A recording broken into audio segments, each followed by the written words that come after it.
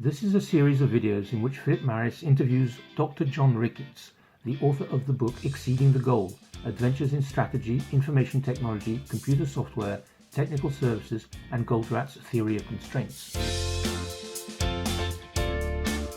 We've now looked at whether hardware and software could be a constraint. What about data?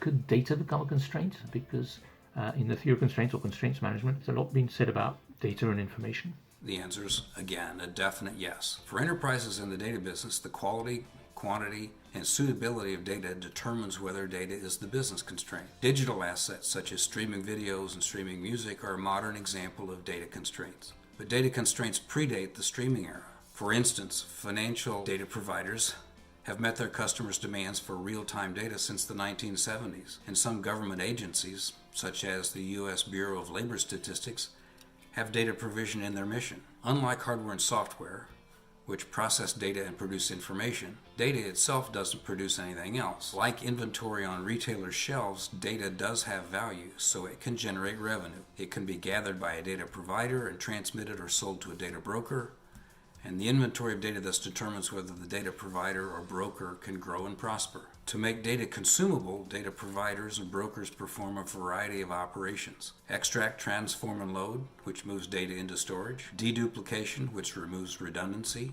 Correction, which removes errors. Compression, which reduces storage requirements. Encryption, which makes data secure and protects privacy. Querying, which selects specific data. Analytics, which turns data into actionable information. And logging, which keeps a record of key events such as data origination, backup, recovery, access, archiving, and disposal. In summary, any enterprise in the data business can have a data constraint.